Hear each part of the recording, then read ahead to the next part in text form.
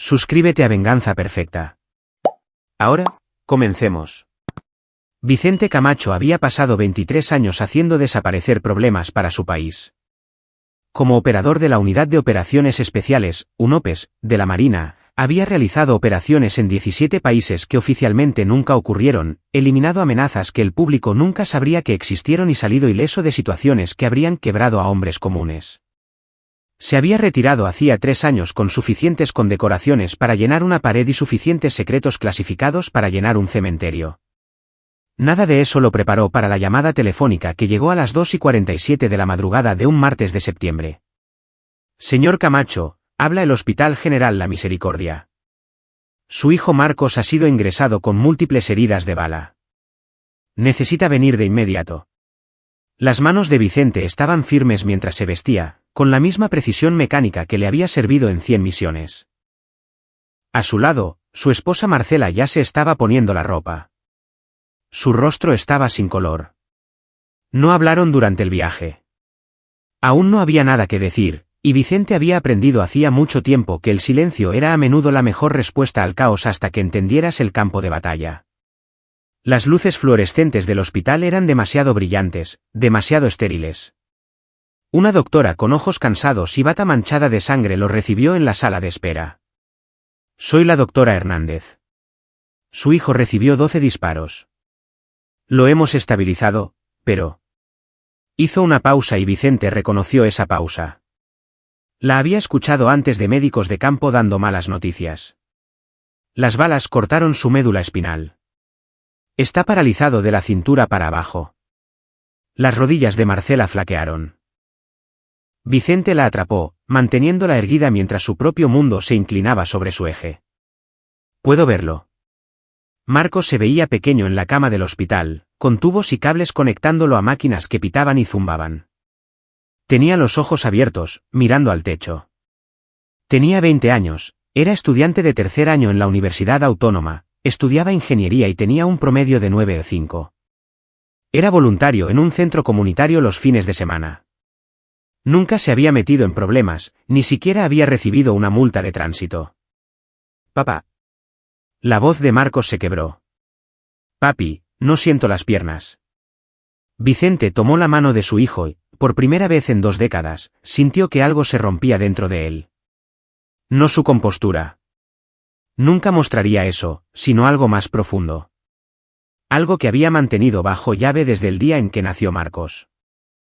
La promesa que hizo de mantener a su hijo a salvo de la oscuridad que había pasado su carrera atravesando.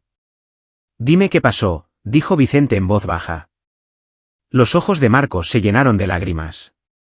Conducía a casa desde la casa de José. La policía me detuvo, dijeron que mi luz trasera estaba apagada. Eran 4. Me hicieron bajar, registraron mi auto. No tenía nada, papá. Lo juro por Dios. Entonces uno de ellos dijo que encontraron drogas debajo de mi asiento.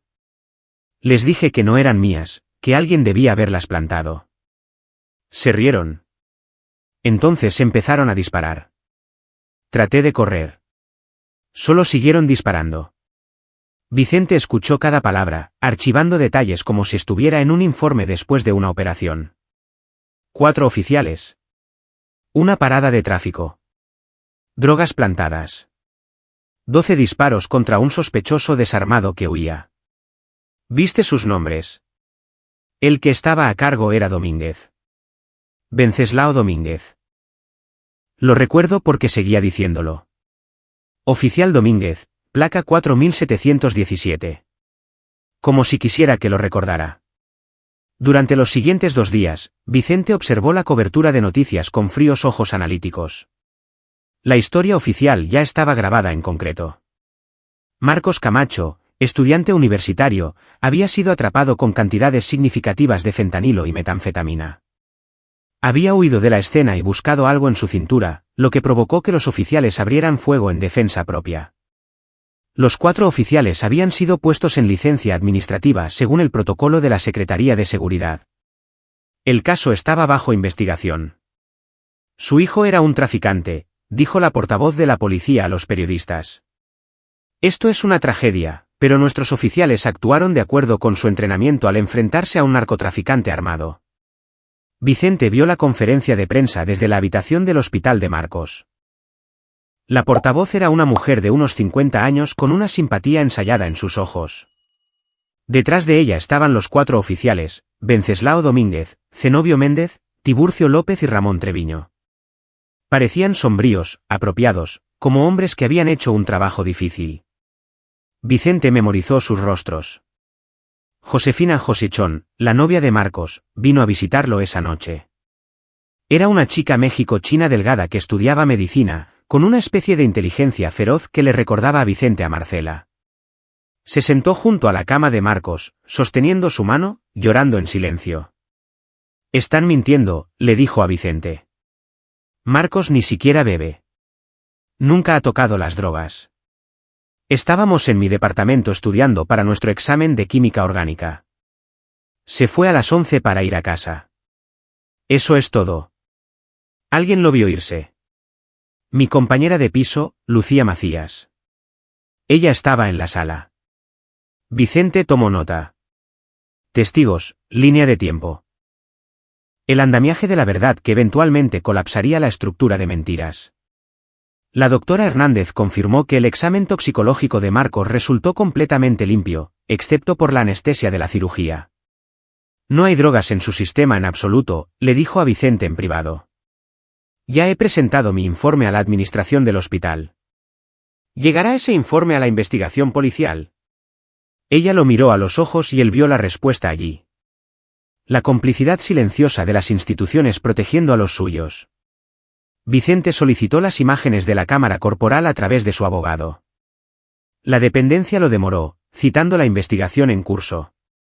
Presentó una solicitud de transparencia, denegada.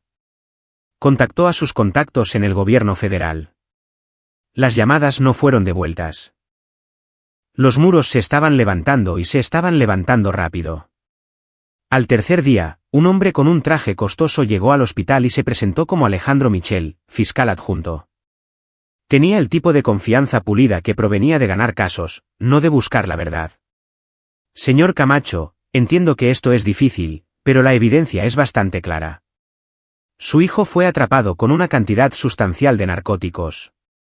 Los oficiales temieron por su seguridad. No se presentarán cargos contra ellos. Mi hijo está paralizado, dijo Vicente en voz baja. Recibió 12 disparos mientras huía. Huía de la escena de un crimen. El tono de Alejandro Michel sugería que la conversación había terminado. Lamento su pérdida, pero la ley es la ley. ¿Pérdida? La voz de Vicente permaneció nivelada. Pero algo en sus ojos hizo que el fiscal retrocediera un paso. Mi hijo no está muerto, señor Michel. Y esta conversación no ha terminado. Esa noche, Vicente llamó a un viejo compañero de equipo. Carlos Charlie Mateo había dejado las fuerzas especiales casi al mismo tiempo que Vicente. Pero a diferencia de Vicente, Charlie se había dedicado a la seguridad privada e investigación. Dirigía una pequeña firma que se especializaba en encontrar cosas que la gente quería mantener ocultas. Necesito todo, le dijo Vicente. Venceslao Domínguez, Zenobio Méndez, Tiburcio López, Ramón Treviño. Cada llamada telefónica, cada cuenta bancaria, cada secreto que tengan. Necesito la cadena de mando. ¿Quién dio las órdenes? ¿Quién está encubriendo esto? Y lo necesito discreto. ¿Qué tan discreto? Silencio fantasmal. Charlie guardó silencio por un momento. ¿Sabes lo que estás pidiendo? Sé exactamente lo que estoy pidiendo. Entonces lo tienes. Dame una semana. Vicente pasó esa semana junto a la cama de Marcos. La fisioterapia había comenzado, enseñándole a Marcos cómo vivir en un cuerpo que ya no funcionaba como debería. Vicente observó a su hijo fuerte y atlético que había jugado baloncesto universitario, luchar para trasladarse de la cama a una silla de ruedas. Vio la frustración, la ira, el dolor invadir el rostro de Marcos mientras la realidad se asentaba. Me quitaron las piernas, papá, dijo Marcos una noche. Me quitaron la vida. No, dijo Vicente con firmeza. Te quitaron las piernas. Tu vida sigue siendo tuya. y van a pagar por lo que se llevaron. Marcos miró a su padre y algo en el tono de Vicente lo hizo quedarse quieto. Papá, ¿qué vas a hacer? Lo que mejor sé hacer. Hacer desaparecer los problemas. Charlie llamó el sexto día. Vas a querer ver esto en persona. Mi oficina esta noche. Ven solo. La oficina de Charlie estaba en un edificio anodino en una parte industrial de la ciudad. El frente era una firma legítima de consultoría de seguridad. La oficina trasera, donde Charlie hacía su verdadero trabajo, era una historia diferente. 3 monitores de computadora cubrían una pared, archiveros alineaban otra, y una pizarra estaba llena de fotos y conexiones dibujadas con marcadores de diferentes colores. Venceslao Domínguez, comenzó Charlie tocando la foto de un hombre de unos 40 años con mandíbula cuadrada y ojos fríos. 15 años en la fuerza. 3 quejas por uso excesivo de la fuerza, todas desestimadas ante derechos humanos. 2 tiroteos cuestionables antes de este. Ambos declarados justificados. Tiene gustos caros. Conduce un BMW que no puede pagar con el salario de un policía. Posee un yate. Toma vacaciones en lugares que cuestan más que su ingreso anual. ¿De dónde viene el dinero? Ahí es donde se pone interesante. Charlie abrió una serie de estados de cuenta. Zenobio Méndez, Tiburcio López, Ramón Treviño. Todos tienen el mismo patrón. Depósitos que no coinciden con sus nóminas, pero son inteligentes al respecto. Pequeñas cantidades, intervalos irregulares, diferentes fuentes. Tuve que cavar profundo para encontrar un patrón. ¿Qué patrón? Charlie cambió a una pantalla diferente que mostraba fechas y cantidades. Cada vez que hay una redada de drogas en su sector, el dinero comienza a fluir dentro de una semana. Pequeñas cantidades a diferentes cuentas, pero siempre dentro de los 7 días posteriores al decomiso. Están robando del cuarto de evidencias. Vicente estudió la pantalla. ¿Cuánto en los últimos 3 años? Siendo conservador, 10 millones de pesos. Pero aquí está la cosa, eso es solo lo que puedo rastrear. La cantidad real es probablemente el doble o el triple de eso. ¿Quién más está involucrado? Charlie agregó más fotos a la pizarra. El capitán Esteban Maldonado, su supervisor directo. Él firma todos los registros de evidencia. Justino Macías, supervisor del cuarto de evidencias. Zacarías Torres, intendente del departamento. Y luego está este tipo. Tocó una foto de un hombre con un traje caro y cabello plateado. Daniel Villaseñor. Es de Asuntos Internos. Asuntos Internos no está investigando. Villaseñor no es solo una auditoría. Por lo que puedo decir, él es el arquitecto. Él es quien hace desaparecer las quejas, quien entierra las investigaciones, quien mantiene toda la operación funcionando sin problemas. Y lo ha estado haciendo durante una década. Vicente miró la pizarra, a la red de corrupción extendiéndose como un cáncer a través de la corporación. ¿Cómo terminó Marcos en medio de esto? Lugar equivocado, momento equivocado. La ruta de tu hijo a casa desde el departamento de su novia pasa justo por su territorio. Mi suposición, se estaban quedando sin producto para plantar. Necesitaban una detención para justificar su siguiente robo. Y Marcos era conveniente. Chavo universitario, sin antecedentes. No sería difícil incriminarlo. Probablemente pensaron que aceptaría un juicio abreviado, cumpliría unos años, y eso sería todo. No contaban con que 12 balas lo hicieran luchar, o con que su padre fueras tú. Charlie se recostó en su silla. Vicente, hermano, sé lo que estás pensando, pero esto es más grande que 4 policías sucios. Esto es una red. Vas tras ellos. Todo el departamento va a cerrar filas. Bien, dijo Vicente en voz baja. Cuantos más vengan, más objetivos tengo. Charlie sacó una carpeta gruesa. Todo está aquí. Registros bancarios, sábanas de llamadas, fotos de vigilancia, declaraciones de testigos que he recopilado. Es suficiente para destapar todo esto. Podrías llevar esto a la FGR, a los medios. Podrías hacer esto de la manera correcta. Vicente tomó la carpeta. La manera correcta puso a mi hijo en una silla de ruedas. Voy a hacerlo a mi manera. ¿Cuál es? 12 balas, dijo Vicente. 12 funerales.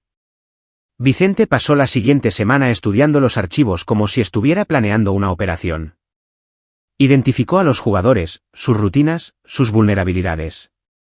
Wenceslao Domínguez era el gatillero, el que dispararía el primer tiro. Zenobio Méndez había sujetado a Marcos. Tiburcio López había plantado las drogas. Ramón Treviño había destruido las imágenes de la cámara del tablero. Cada uno había jugado su papel, pero eran solo el equipo de tierra. Por encima de ellos estaban Esteban Maldonado, Justino Macías y Zacarías Torres, la infraestructura que hacía posible la corrupción. Y por encima de todos ellos estaba Daniel Villaseñor, el hombre que construyó la máquina. Luego estaban los facilitadores. Alejandro Michel, el fiscal que se negó a procesar. El abogado del sindicato que consiguió a los oficiales licencia con goce de sueldo en lugar de suspensión. Los regidores que votaron para mantener laxas las políticas de cámaras corporales. Los periodistas que imprimieron las mentiras de la secretaría sin cuestionar. 12 personas, 12 balas, 12 operaciones cuidadosamente planeadas. Vicente comenzó con la vigilancia. Los fotografió yendo y viniendo de sus casas, de la comandancia, de los bares donde bebían y los restaurantes donde comían. Notó sus hábitos, sus patrones, sus vicios. Zenobio Méndez tenía un problema con el juego. Tiburcio López engañaba a su esposa. Ramón Treviño visitaba a una escort en particular 2 veces por semana. Esteban Maldonado tenía un hábito de cocaína que creía secreto. Todos tenían debilidades. Todos tenían puntos de presión. El teléfono de Vicente sonó una noche mientras estaba sentado en su auto fuera de la costosa casa en zona residencial de Wenceslao Domínguez. Era Clara Luz, una periodista de investigación de un periódico local que había estado investigando la corrupción policial durante años. Señor Camacho, me gustaría hablar con usted sobre el caso de su hijo. No hablo con reporteros. No soy como la mayoría de los reporteros. He estado investigando a Wenceslao Domínguez durante 3 años. Sé lo que es. Sé lo que ha hecho, pero no puedo probarlo. Aún no. No sin ayuda. Vicente guardó silencio por un largo momento. ¿Qué tipo de ayuda? Del tipo que saca la verdad a la luz. Escuché que contrató a Carlos Mateo. Escuché que encontró algo. Deme lo que tiene. Y me aseguraré de que toda la ciudad sepa lo que son estos hombres. ¿Y luego qué? ¿Son despedidos? ¿Quizás acusados? Quizás pasen unos años en el reclusorio mientras mi hijo pasa el resto de su vida en una silla de ruedas. Entonces, ¿cuál es su alternativa? Vicente terminó la llamada. Esa noche, visitó a Marcos en el centro de rehabilitación donde había sido transferido. Su hijo se estaba volviendo más fuerte, aprendiendo a navegar su nueva realidad con la misma determinación que había mostrado en todo lo demás. José estaba allí ayudándolo con sus ejercicios. Papá, dijo Marcos. El fisioterapeuta dice que tal vez pueda caminar con aparatos ortopédicos algún día. No mucho, pero algo. Eso es bueno, hijo. No es suficiente, sin embargo, ¿verdad? Los ojos de Marcos eran duros, más viejos de lo que habían sido hace 2 semanas. Me quitaron algo que no puedo recuperar. Y todavía están ahí afuera, todavía trabajando, probablemente haciéndole esto a alguien más. Vicente se sentó junto a la silla de ruedas. ¿Qué quieres que haga, Marcos? Su hijo lo miró a los ojos. Quiero que sepan lo que se siente. Quiero que pierdan lo que no pueden recuperar. Quiero justicia. ¿Justicia o venganza? ¿Hay alguna diferencia? Vicente pensó en eso. En su antigua vida, había reglas claras, objetivos de misión, reglas de enfrentamiento, cadenas de mando. Pero su antigua vida se había tratado de proteger a su país de amenazas extranjeras. Esto era diferente. Esto se trataba de proteger a su familia de las domésticas. No, dijo Vicente finalmente. En este caso, no creo que la haya. Besó a Marcos en la frente y se fue. El tiempo de vigilancia había terminado. El tiempo de planificación había concluido. Era hora de ir a trabajar. Vicente comenzó con Tiburcio López porque era el eslabón más débil. López tenía 42 años, estaba casado y tenía 3 hijos, y se ahogaba en deudas por su amante y su adicción al juego.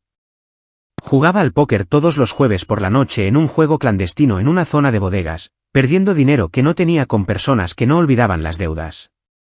Vicente había aprendido de Charlie que López debía casi 1 millón de pesos a un prestamista llamado Samuel el Sammy Navarro. Navarro no era particularmente violento para ser un prestamista, pero era persistente, y a López se le estaban acabando los lugares donde esconderse. El jueves por la noche, Vicente vio a López perder otros 60,000 pesos en la mesa de póker.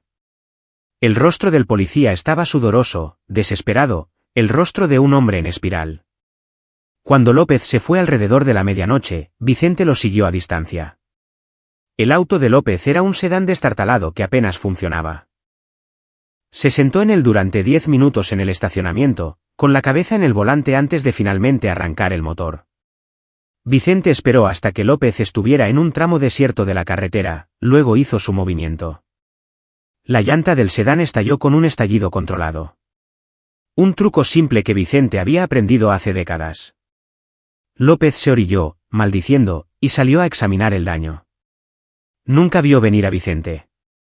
Tiburcio López, dijo Vicente en voz baja detrás de él.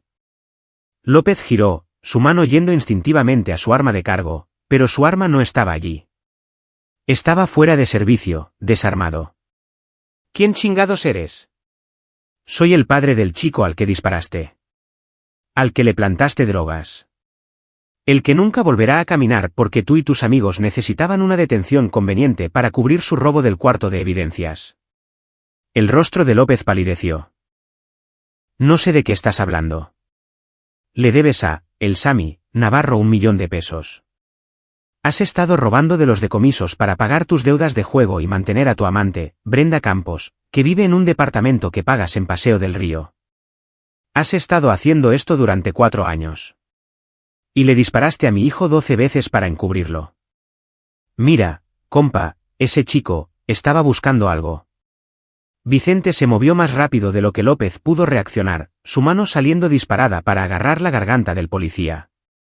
No lo suficientemente fuerte para asfixiar, pero lo suficientemente fuerte para dejar claro el punto. Mi hijo estaba huyendo. Le disparaste por la espalda.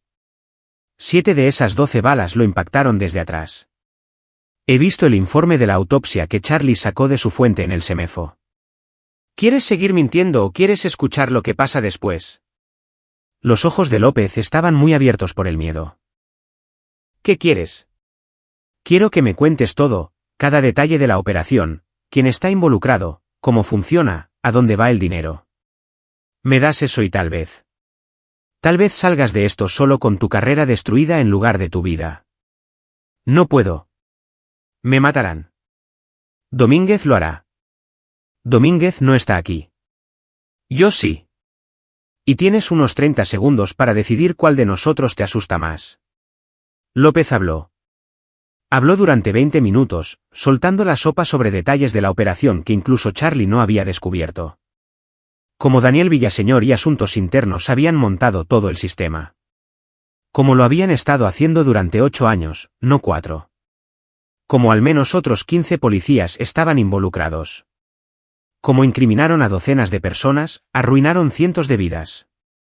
Las drogas que plantaron en Marcos, dijo Vicente. ¿De dónde vienen? Cuarto de evidencias. Macías las firma como destruidas, pero las guardamos para la siguiente redada. Todo está registrado, todo limpio en papel. ¿Y el tiroteo? ¿Fue planeado? No, mano. Eso salió mal. Solo se suponía que debíamos asustarlo, hacer el arresto, trabajo de incriminación estándar. Pero Marcos se defendió, empezó a gritar sobre llamar a su abogado. Domínguez entró en pánico. Una vez que se disparó el primer tiro, todos tuvimos que unirnos. Hacer que pareciera justificado. 12 balas no es justificado. Lo sé, Dios. Lo sé. Veo la cara de ese chico cada noche. No quería nada de esto. Solo necesitaba dinero. Empezó pequeño, solo tomando un poco aquí y allá. Luego se hizo más grande y luego estaba demasiado metido para salir. Vicente soltó su agarre. Esto es lo que va a pasar. Mañana, vas a reportarte enfermo. Vas a tomar a tu familia y vas a desaparecer por un tiempo. No vas a advertir a Domínguez. No vas a llamar a Villaseñor. No vas a decirle nada a nadie. Vas a esfumarte. ¿Entendido? Y si haces eso, entonces tal vez conserves tus piernas. Tal vez conserves tu libertad. Pero si descubro que les das el pitazo, si descubro que hiciste una sola llamada. Vicente se inclinó cerca. He pasado 23 años aprendiendo todas las formas que existen de lastimar a una persona sin dejar rastro. No me pongas a prueba. López asintió frenéticamente. Una cosa más, dijo Vicente. Vas a escribir una confesión. Todo lo que acabas de decirme. Nombres, fechas, cantidades. Vas a firmarla, fecharla, y me la vas a dar. Piénsalo como un seguro. Te quedas callado, la confesión permanece oculta. Hablas, y va a la FGR, a los medios, y a todos los que temes. Está bien. Está bien, lo haré. Vicente le entregó una computadora portátil. Empieza a escribir. Mientras López escribía su confesión, Vicente hizo una llamada. Clara Luz, habla Vicente Camacho. Dijiste que querías ayudar. Reúnete conmigo en el restaurante del Río en 2 horas. Trae una cámara. Al amanecer, Tiburcio López estaba en un autobús hacia la casa de su hermana en Sonora con su familia. Una confesión firmada estaba en la caja fuerte de Vicente, y Clara Luz tenía suficientes detalles para comenzar a construir su historia. Aún no era suficiente. No para publicación, no para procesamiento, pero era un comienzo. Uno menos, faltan 11. El siguiente objetivo de Vicente era Justino Macías, el supervisor del cuarto de evidencias. Macías tenía 55 años, era divorciado y vivía solo en un departamento deteriorado cerca de la delegación. Tenía un tipo diferente de debilidad, la culpa. La investigación de Charlie había descubierto que Macías tenía una hija que murió de una sobredosis de drogas hace 5 años. Desde entonces, había estado asistiendo a reuniones de narcóticos anónimos, supuestamente limpio, supuestamente reformado, pero todavía estaba ayudando a distribuir el mismo veneno que había matado a su hija. Vicente lo encontró en una reunión del martes por la noche en el sótano de una iglesia. Esperó hasta que terminó la reunión y Macías caminaba solo hacia su auto. Justino Macías. El hombre mayor se volvió cauteloso. Lo conozco. Soy Vicente Camacho. Marcos Camacho es mi hijo. Usted firmó la salida de las drogas que fueron plantadas en él. Las mismas drogas que mataron a su hija, Alma. ¿Cómo vive con eso? El rostro de Macías se desmoronó. Yo no sabía que iban a lastimar a nadie. Solo firmo papeles. Yo solo. Usted solo facilita a asesinos y traficantes mientras finge ser un adicto en recuperación, mientras miente a las personas en esa reunión que realmente quieren limpiarse. ¿Cuántas almas ha ayudado a crear, Justino? ¿Cuántos niños han muerto porque usted deja que policías sucios roben evidencia y la pongan de vuelta en las calles? No tuve opción. Villaseñor dijo que si no cooperaba, se aseguraría de que fuera acusado como cómplice del traficante de Alma. Dijo que iría al penal. Así que en lugar de eso, se convirtió en cómplice del traficante de todos los demás. Tiene una opción ahora, Justino.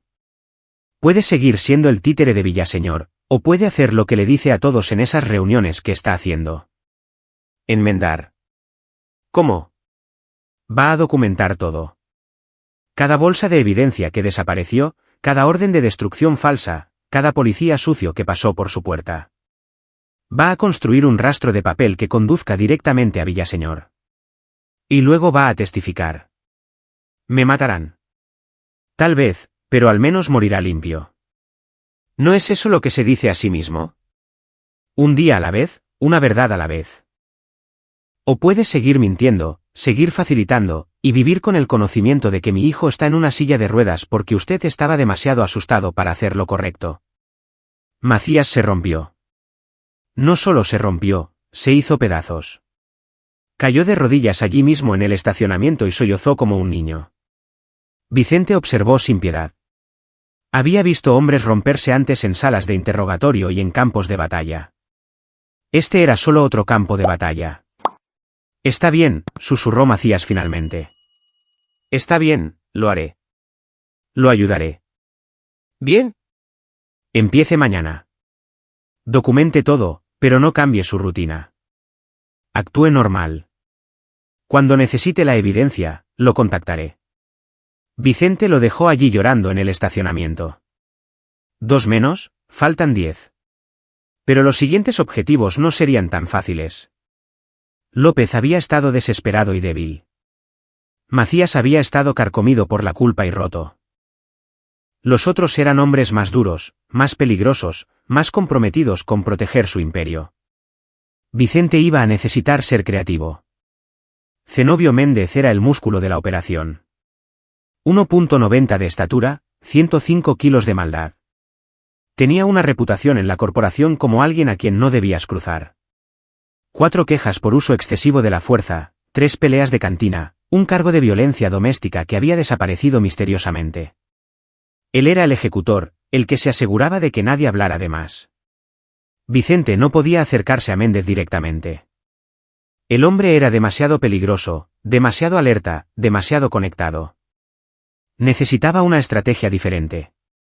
La exesposa de Méndez, Belma Hinojosa, vivía en una pequeña casa en la zona este con su hija adolescente.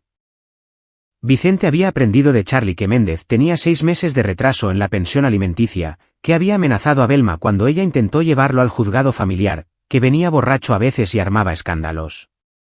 Vicente le hizo una visita a Belma un sábado por la mañana. Ella abrió la puerta con ojos sospechosos y un bate de béisbol en la mano. Señora Hinojosa, mi nombre es Vicente Camacho. Me gustaría hablar con usted sobre su exmarido. Si es policía, no estoy interesada. Si es abogado, no tengo dinero. Si es amigo de Zenobio, lárguese de mi casa antes de que llame a la patrulla. No soy ninguna de esas cosas. Soy el padre de Marcos Camacho, el chico al que su exmarido ayudó a disparar 12 veces e incriminar por narcotráfico. Su expresión cambió de hostilidad a algo complicado. Reconocimiento mezclado con culpa. Vi eso en las noticias. Zenobio dijo que el chico era un narco.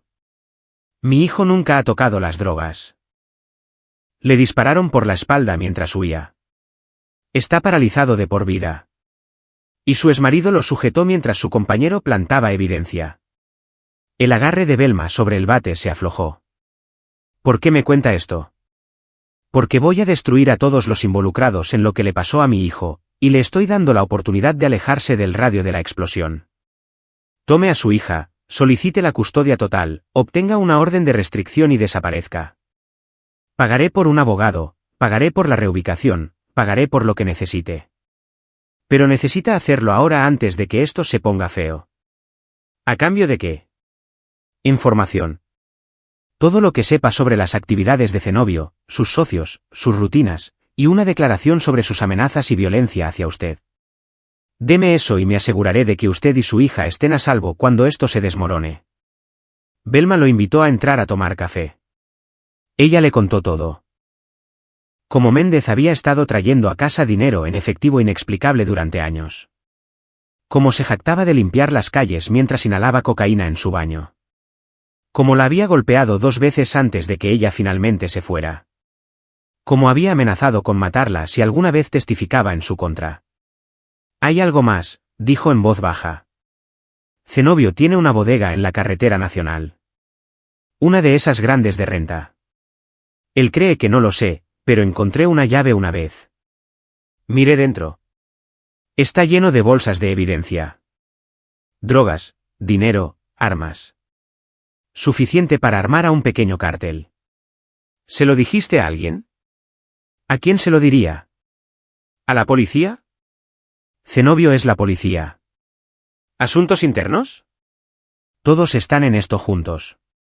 Aprendí hace mucho tiempo que denunciar policías no te lleva a ninguna parte más que a salir lastimada. Vicente tomó la dirección de la bodega.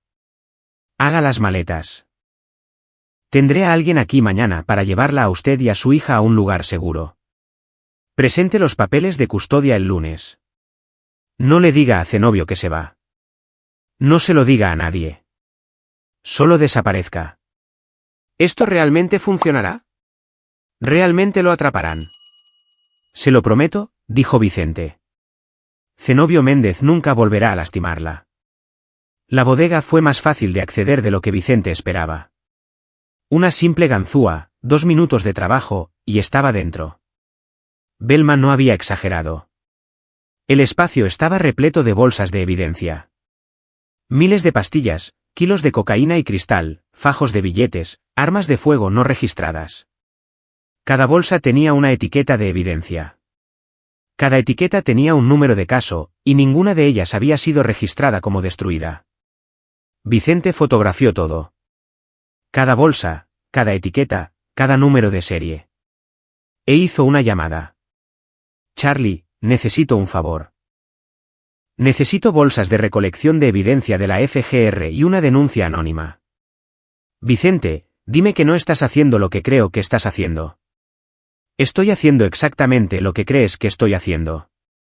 ¿Puedes ayudar o no? Charlie, dame la dirección. La Fiscalía General de la República, FGR, allanó la bodega de Zenobio Méndez el lunes por la mañana mientras Méndez estaba de turno. Encontraron suficiente evidencia para acusarlo de robo, delincuencia organizada, manipulación de evidencia y una docena de otros delitos graves. La cobertura de los medios fue inmediata y explosiva. La Secretaría intentó presentarlo como un solo policía malo, un incidente aislado, pero Clara Luz estaba lista con su historia. Fuentes dentro de la dependencia sugieren que esto es parte de una red de corrupción más grande que involucra a múltiples oficiales, escribió. Los registros del cuarto de evidencias muestran discrepancias que datan de casi una década.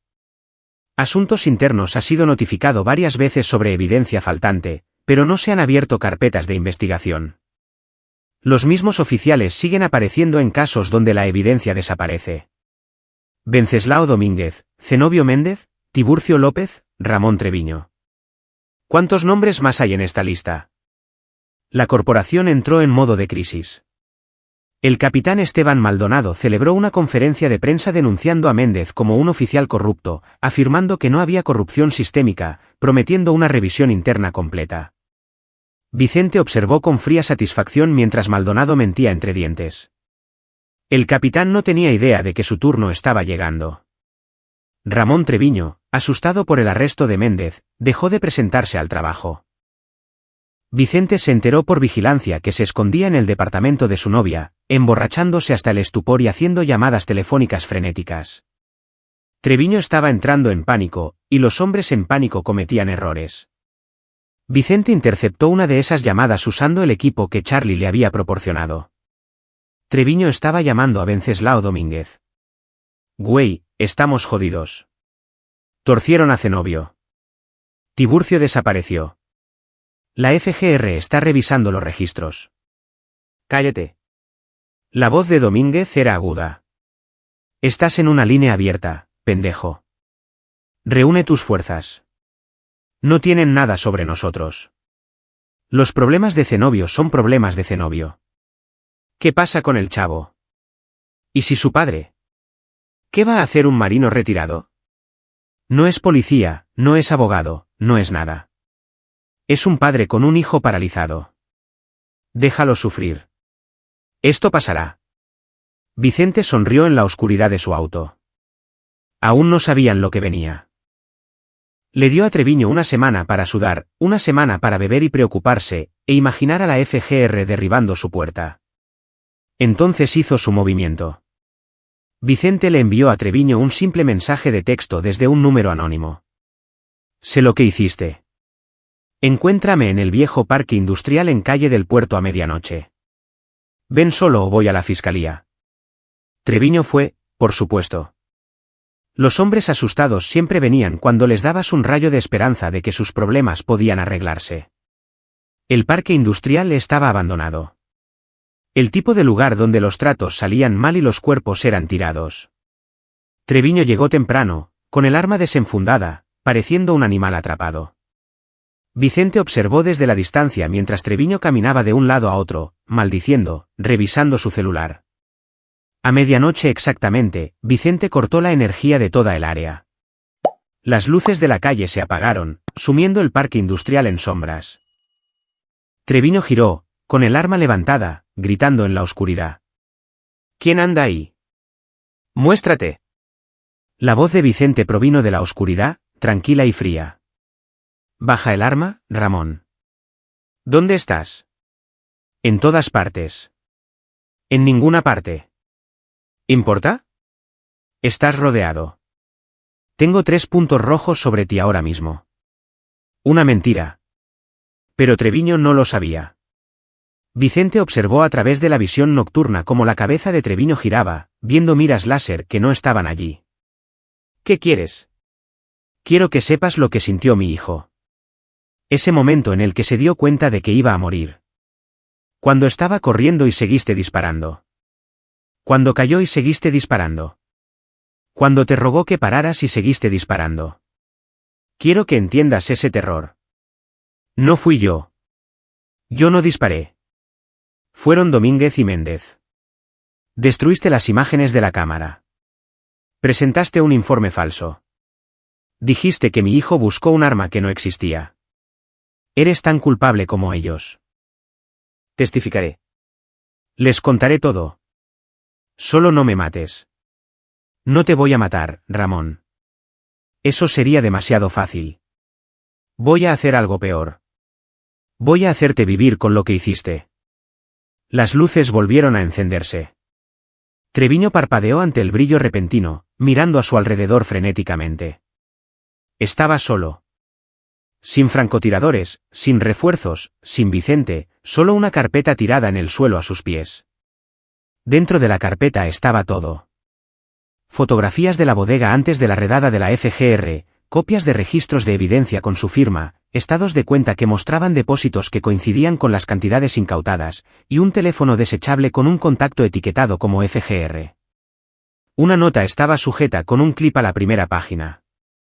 Tienes 24 horas para llamar a ese número y contarles todo. Si no lo haces, estos documentos van a Domínguez y él sabrá que tú eres el soplón. Elige prisión o una bala. De cualquier manera, pagas. Treviño hizo la llamada. Por la mañana, estaba bajo custodia de la fiscalía, cantando como un canario sobre todo lo que sabía, lo cual era considerable. Les dio fechas, cantidades, nombres. Detalló cómo funcionaba la operación, quién estaba involucrado, a dónde iba el dinero. Les entregó a Esteban Maldonado, Justino Macías y, lo más importante, a Daniel Villaseñor en bandeja de plata. 3 más caídos, faltan 8. Pero la justicia federal se movía lentamente, construyendo casos que se mantuvieran ante un juez. Vicente no tenía ese tipo de tiempo ni paciencia. Mientras la investigación federal avanzaba lentamente, fue tras el resto de la red personalmente. El capitán Esteban Maldonado era intocable por medios convencionales. Tenía amigos en el gobierno de la ciudad, conexiones con la oficina del alcalde y suficiente capital político para capear la mayoría de las tormentas. Cuando la confesión de Treviño llegó a las noticias, Maldonado redobló sus negaciones. Afirmó que Treviño era un oficial descontento con un problema de drogas, tratando de derribar a buenos policías para salvarse a sí mismo. Vicente conocía a hombres como Maldonado. Eran creyentes en su propia impunidad, seguros de que su puesto los hacía invulnerables. Nunca veían venir el cuchillo porque no podían imaginar que alguien se atreviera. Maldonado tenía un hábito de cocaína que complacía en un club privado en el centro, un lugar que atendía a hombres ricos con vicios caros. Vicente aprendió su rutina tras semanas de vigilancia. Maldonado visitaba cada viernes por la noche, usaba un privado en el 3er piso y se iba alrededor de las 2 de la madrugada. Vicente se hizo amigo de uno de los camareros del club, un joven llamado Javier Huerta, que complementaba sus ingresos proporcionando servicios discretos a clientes por 20,000 pesos. Javier acordó cambiar el suministro habitual de Maldonado con un polvo diferente, no cocaína, sino fentanilo cortado para parecer idéntico. ¿No lo matará eso?, preguntó Javier nerviosamente. Esa es la idea, respondió Vicente. Pero Javier se acobardó en el último momento, amenazó con ir a la policía. Vicente había esperado esto. Había aprendido que Javier tenía una orden de aprehensión pendiente en otro estado por distribución. Una llamada y la vida de Javier implosionaría. Tienes una opción, le dijo Vicente. Ayúdame o hago activa esa orden y pasas la próxima década en el penal. Tú decides. Javier ayudó. El viernes por la noche, Esteban Maldonado inhaló lo que pensó que era cocaína en su privado en el club. En minutos, estaba convulsionando. La sobredosis lo mató antes de que llegara la ambulancia. La autopsia mostró una dosis letal de fentanilo en su sistema. Los medios lo reportaron como un trágico accidente. Un capitán de policía con una adicción oculta, una víctima de la epidemia que había jurado combatir. Vicente no sintió culpa. Maldonado había ayudado a poner ese veneno en las calles. Ahora lo había reclamado a él tal como había reclamado a miles de otros. 4 caídos, faltan 7. La investigación de la FGR estaba ganando velocidad. Daniel Villaseñor fue arrestado en su casa, acusado de corrupción, delincuencia organizada y conspiración. Inmediatamente contrató a un amparo y se negó a cooperar, pero la evidencia en su contra era abrumadora. Treviño les había dado todo, y Macías estaba proporcionando documentación que respaldaba todo. Venceslao Domínguez se escondió. Pidió un permiso económico en la corporación, citando estrés, y desapareció en el viento. Vicente había esperado esto. Hombres como Domínguez eran supervivientes. Sabían cuándo correr. Pero Domínguez cometió un error. Fue a su yate. Una embarcación de 40 pies atracada en una marina privada a 50 kilómetros de la costa. Pensó que estaba a salvo allí, que nadie sabía al respecto. Estaba equivocado. Charlie había rastreado la compra del yate hasta una empresa fantasma que Domínguez usaba para sus ingresos secundarios. Vicente lo encontró allí un miércoles por la noche, borracho y solo, mirando el agua oscura. Venceslao Domínguez, dijo Vicente, subiendo a la cubierta. Domínguez giró, alcanzando el arma en su cintura. Vicente fue más rápido. Tenía su propia arma desenfundada antes de que la mano de Domínguez siquiera tocara el metal. No lo hagas, dijo Vicente en voz baja. Ambos sabemos que no eres lo suficientemente rápido. La mano de Domínguez se congeló. Eres Camacho. Así es. Has estado haciendo esto. Todo esto. López, Méndez, Treviño, Maldonado. Tú. Quiero que entiendas algo, Venceslao. Todo lo que te ha pasado a ti y a tu equipo, eso es lo que le hiciste a mi hijo. Destruiste su vida sin razón. Le disparaste 12 veces. Lo paralizaste. Lo incriminaste como narcomenudista. Le quitaste todo. No debió haber corrido. El dedo de Vicente se tensó en el gatillo, pero se obligó a mantener la calma. Plantaste drogas en un chico inocente para cubrir tu robo. Asesinaste su futuro porque eras demasiado perezoso y codicioso para ser un policía honesto. Y ahora vas a pagar por ello. Entonces dispárame. Termina con esto. No te voy a disparar. No te voy a matar. Voy a hacer algo peor. Voy a asegurarme de que todos sepan lo que eres. Tu esposa, tus hijos, tus padres, tus amigos. Todos van a saber que no eres un héroe. Eres un ladrón y un asesino. Tu nombre será sinónimo de corrupción. Dentro de 20 años, cuando enseñen a los cadetes qué no hacer, te usarán a ti como ejemplo. Tú, hijo de... Vicente le disparó en la pierna. La misma pierna donde Marcos había recibido un disparo. Domínguez gritó y colapsó. Esa es una bala, dijo Vicente con calma. Le metiste 12 a mi hijo. Nos quedan 11 más, pero no te voy a disparar de nuevo. En cambio, voy a dejarte vivir con ese dolor. Dejarte recordar lo que hiciste cada vez que camines. Dejarte sentir una fracción de lo que Marcos siente cada día. Sacó su celular y llamó al 911, dándoles la ubicación de la Marina. Luego se fundió de nuevo en la oscuridad, dejando a Domínguez sangrando y gritando en la cubierta de su yate. 5 caídos, faltan 6. Los objetivos restantes eran los facilitadores, los hombres y mujeres que ayudaron a encubrir la corrupción. Alejandro Michel, el fiscal adjunto, fue el primero. Vicente había averiguado que Michelle había aceptado sobornos para desestimar casos, para mirar hacia otro lado cuando la evidencia no cuadraba, para proteger a policías sucios a cambio de contribuciones de campaña y favores políticos. Vicente no podía tocar a Michelle directamente. El hombre era demasiado visible, demasiado conectado, demasiado cuidadoso. Pero todos tenían secretos. Y el secreto de Michelle era que tenía una novia aparte. No era inusual para un político casado, pero esta novia tenía solo 19 años, apenas legal, y era una ex-informante en uno de sus casos. La relación era tanto poco ética como potencialmente ilegal. Vicente no tuvo que hacer mucho. Simplemente proporcionó la evidencia de la aventura a la esposa de Michelle, una mujer llamada Débora Cuevas, que era ella misma una abogada prominente. También la envió al colegio de abogados con documentación que mostraba que Michelle había usado su posición para mantener a la novia fuera de problemas legales. Débora se divorció de él en una semana. El colegio de abogados abrió una investigación. Cuando esa investigación descubrió los sobornos y la corrupción, Alejandro Michel fue inhabilitado y acusado de múltiples delitos graves. Su carrera política había terminado. Su matrimonio había terminado y su libertad probablemente también había terminado. 6 caídos, faltan 5. Zacarías Torres, el intendente del departamento, fue el siguiente. Torres había ayudado a facilitar el robo firmando compras de equipo que nunca sucedieron, creando facturas falsas que justificaban gastos presupuestarios que iban a los bolsillos de policías corruptos. Era un burócrata, un godínez con poder, pero su papeleo había permitido asesinatos. Vicente envió todas las facturas falsas de Torres a la Contraloría Municipal con una nota: auditen estas compras. Encontrarán que el equipo no existe. La investigación resultante descubrió años de fraude. Torres fue arrestado por peculado y robo de fondos públicos. 7 caídos, faltan 4. Los 4 restantes eran funcionarios de la ciudad.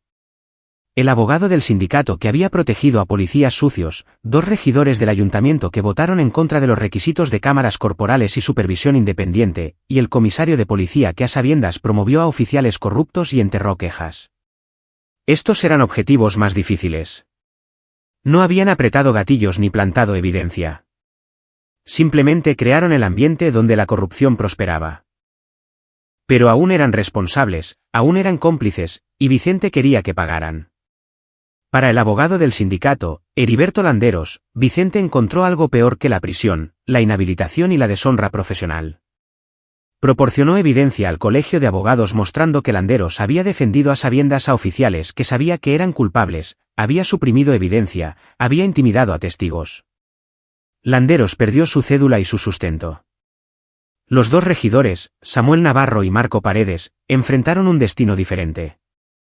Vicente orquestó una campaña mediática, proporcionando a clara luz documentación de sus registros de votación, sus contribuciones de campaña del sindicato de policía, su oposición constante a la transparencia y reforma. La protesta pública fue rápida y brutal. Ambos fueron obligados a renunciar bajo presión política y reemplazados. 9 caídos, faltan 3. Los 3 restantes eran los más difíciles. El reemplazo del comisario Esteban Maldonado, Jeremías Franco, quien había sido ascendido específicamente para contener el escándalo, y 2 detectives, Andrés Miranda y Claudio Kim, que habían investigado el tiroteo de Marcos Camacho y habían presentado deliberadamente informes falsos. Franco era un nombramiento político, una revista que había pasado 30 años aprendiendo cómo proteger a la institución por encima de todo. Cuando estalló el escándalo de corrupción, había hecho todo lo posible para minimizarlo, para caracterizarlo como unas pocas manzanas podridas, para resistir la supervisión externa. Era suave, elocuente y totalmente comprometido con preservar el status quo. Vicente sabía que Franco no podía ser tocado por medios convencionales. El hombre había sobrevivido 3 décadas de política interna siendo cuidadoso, cubriendo sus huellas, nunca dejando evidencia. Pero Vicente tenía algo que Franco no esperaba: acceso a décadas de quejas que habían sido enterradas ante la Comisión de Derechos Humanos, patrones de mala conducta que habían sido ignorados y una red de víctimas que finalmente estaban dispuestas a hablar. Trabajando con clara luz, Vicente organizó una conferencia de prensa. 20 familias se presentaron. Personas cuyos seres queridos habían sido asesinados o brutalizados por policías. Personas que habían presentado quejas que nunca fueron investigadas. Personas que habían sido intimidadas para guardar silencio. Se pararon juntas y contaron sus historias con documentación, con evidencia, con fechas y números de averiguación previa. La presión pública fue abrumadora. El alcalde, enfrentando la reelección, no tuvo más remedio que pedir la renuncia de Franco. El comisario se retiró con su pensión, pero su reputación fue destruida. La historia lo recordaría no como un veterano de 30 años, sino como el hombre que protegió la corrupción y castigó a los denunciantes. 10 caídos, faltan 2. Los dos detectives, Andrés Miranda y Claudio Kim, habían falsificado la investigación sobre el tiroteo de Marcos. Habían ignorado testigos, suprimido evidencia y presentado informes que sabían que eran mentiras. A diferencia de los otros, todavía estaban trabajando activamente, todavía portando placas, todavía arruinando vidas. Vicente esperó a que se separaran, luego se acercó a ellos individualmente. Andrés Miranda primero, atrapándolo en un estacionamiento después de su turno. Detective Miranda, tenemos que hablar. La mano de Miranda fue a su arma. ¿Quién chingados eres? Soy el tipo que ha estado desmantelando tu corporación pieza por pieza. Soy el padre de Marcos Camacho, y estoy aquí para darte una oportunidad de hacer lo correcto. No sé de qué estás hablando. Vicente sostuvo una tableta que mostraba imágenes de vigilancia de Miranda reuniéndose con Wenceslao Domínguez, tomando un sobre de dinero en efectivo, estrechando manos. Tengo 17 reuniones más como esta. Tengo estados de cuenta que muestran depósitos que coinciden con las fechas. Tengo testimonios de 3 personas diferentes que dicen que enterraste deliberadamente evidencia en el caso Camacho. Puedes cooperar con la investigación de la FGR o podrías caer con todos los demás. El rostro de Miranda se puso blanco. Si coopero, nunca volveré a trabajar en seguridad pública. Así es. Pero mantendrás tu libertad. Tal vez. Depende de lo que les des. Y si no lo haces, entonces le doy esto a la fiscalía, a los medios y a cada abogado defensor en la ciudad cuyo cliente hayas arrestado alguna vez. Cada caso que hayas tocado se reabrirá. Cada sentencia será cuestionada. No solo perderás tu carrera. Destruirás las carreras de cada policía honesto que confió en ti, cada ministerio público que confió en tu testimonio, cada víctima que pensó que les conseguiste justicia. Tu legado estará envenenado. Miranda cooperó. En una semana, estaba proporcionando testimonio a los fiscales federales, admitiendo haber falsificado informes, aceptado sobornos y obstruido la justicia. 11 caídos, falta 1. Claudio Kim fue el último y el más difícil. A diferencia de los otros, Kim no parecía motivado por el dinero o el poder. Era un verdadero creyente, alguien que genuinamente pensaba que los policías debían permanecer unidos sin importar que los civiles no entendían el trabajo, que el fin justificaba los medios. Había cubierto a policías sucios, no para ganancia personal, sino porque creía que era su deber. Vicente intentó el mismo enfoque que había usado con Miranda. Pero Kim se negó a cooperar. No me importa lo que tengas, dijo Kim. Mantengo mi investigación. Tu hijo era un criminal, y esos oficiales actuaron apropiadamente. Mi hijo era un estudiante de excelencia sin antecedentes. Las drogas fueron plantadas. El tiroteo fue asesinato. Tú sabes esto. Yo sé lo que puse en mi informe policial homologado. Entonces eres un mentiroso y un criminal. Kim sonrió. Pruébalo. Vicente se dio cuenta de que Kim nunca se rompería, nunca admitiría haber actuado mal, nunca cooperaría. Hombres como Kim eran raros, genuinamente comprometidos con su retorcido sentido de lealtad, dispuestos a hundirse con el barco antes que admitir que estaban equivocados.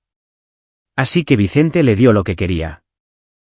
Proporcionó toda la evidencia contra Kim a la FGR, a los medios, a asuntos internos, sabiendo que desencadenaría una larga investigación. Kim pasaría años luchando contra los cargos, años en el limbo legal, años viendo a sus colegas ser condenados mientras él mantenía su inocencia.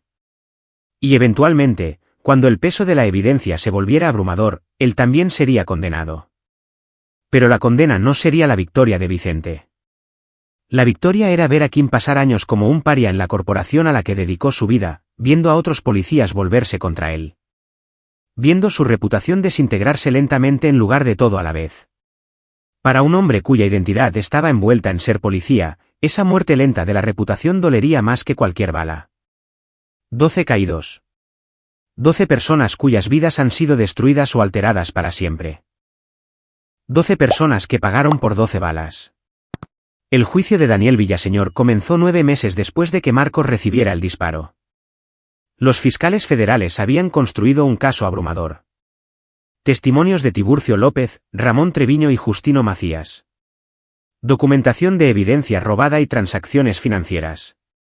Análisis forense de los registros del cuarto de evidencias.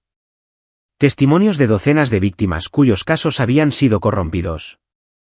Vicente se sentó en la sala del tribunal todos los días viendo a Villaseñor tratar de mantener su compostura mientras testigo tras testigo desmantelaba su defensa. El hombre que había construido una máquina de corrupción, que se había creído intocable, estaba siendo destrozado pieza por pieza. Marcos se sentó junto a su padre en la silla de ruedas. Había aprendido a moverse con gracia. José sosteniendo su mano. Había regresado a la universidad, estaba manejando sus materias, estaba aprendiendo a vivir con su nueva realidad. Pero la ira todavía estaba allí. El sentido de injusticia, el conocimiento de que nada volvería a ser como debería haber sido. El día del veredicto, el juez tardó menos de 4 horas en deliberar y encontrar a Villaseñor culpable de todos los cargos. El juez lo sentenció a 25 años en una prisión federal de máxima seguridad. Mientras los custodios se lo llevaban, los ojos de Villaseñor se encontraron con los de Vicente a través de la sala. No se dijeron palabras, pero el mensaje fue claro. Sé lo que hiciste. Vicente le devolvió la mirada sin expresión. Déjalos saber. Que todos lo sepan. Fuera del juzgado, Clara Luz estaba esperando con su equipo de cámaras. Señor Camacho, ¿siente que se ha hecho justicia? Vicente pensó en esa pregunta. Justicia habría sido que Marcos saliera de esa sala del tribunal sobre sus propias 2 piernas. Justicia habría sido que nada de esto hubiera sucedido nunca.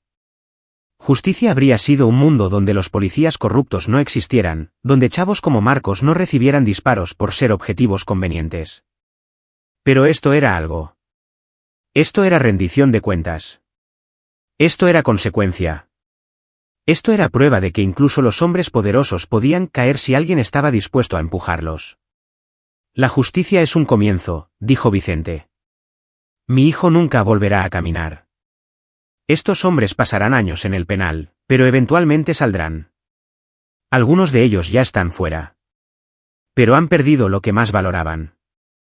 Su poder, su reputación, su capacidad para lastimar a la gente con impunidad. Eso no es justicia, pero es algo. ¿Tiene algún arrepentimiento sobre cómo manejó esto? Vicente pensó en los métodos que había utilizado, las líneas que había cruzado, las cosas que había hecho que ningún tribunal sancionaría jamás. Pensó en el capitán Maldonado muriendo de una sobredosis, en Venceslao Domínguez disparado y sangrando en su yate, en todas las formas en que había operado fuera de la ley para lograr lo que la ley no podía o no quería hacer. No, dijo simplemente. ¿Sin arrepentimientos? Más tarde esa noche, Vicente se sentó con Marcos en su sala de estar. Marcela se había ido a la cama, agotada por las emociones del día. Padre e hijo se sentaron en un cómodo silencio, mirando las luces de la ciudad a través de la ventana. Papá, dijo Marcos en voz baja. Sé lo que hiciste. No todo, pero lo suficiente. Charlie me contó algunas cosas. ¿Uní el resto? Vicente guardó silencio por un largo momento. Y quiero que sepas que lo entiendo. No apruebo todo, desearía que no hubiera sido necesario, pero entiendo por qué hiciste lo que hiciste. Lo hice por ti. Lo sé, pero también creo que lo hiciste por ti, por José, por mamá, por todos los demás que han sido lastimados por estas personas. No solo me estabas protegiendo a mí. Estabas deteniéndolos para que no le hicieran esto a alguien más. ¿Eso lo hace correcto? Marcos consideró eso. No lo sé, pero lo hace necesario. A veces el sistema falla. A veces la ley no es suficiente. A veces alguien tiene que salirse de las líneas para hacer las cosas bien. Tú hiciste eso. Cruzaste líneas que no deberían cruzarse, pero lo hiciste por las razones correctas. Eso tiene que contar para algo. Vicente miró a su hijo, este joven que había pasado por el infierno y salido más fuerte, que había perdido tanto pero se negaba a perderse a sí mismo. Vas a estar bien, ¿verdad? Marcos sonrió. Sí, papá. Voy a estar bien. No será la vida que planeé, pero será una buena vida. Tengo a José. Tengo la escuela. Tengo un futuro. Intentaron quitarme eso, pero fallaron. Todavía estoy aquí. Todavía estamos aquí. Vicente sintió que algo en su pecho se aflojaba. Una tensión que había estado cargando durante meses finalmente se liberaba. Estoy orgulloso de ti, hijo. Yo también estoy orgulloso de ti, papá. Incluso si lo que hiciste me asusta un poco. Se sentaron juntos en la oscuridad. Padre e hijo, sobreviviente y protector, ambos cambiados por lo que había sucedido, pero aún de pie. Afuera, la ciudad seguía adelante, ajena a la guerra que se había librado en sus sombras. Pero en esta habitación, en este momento, había paz. Vicente había pasado 23 años luchando por su país. Había pasado el último año luchando por su familia.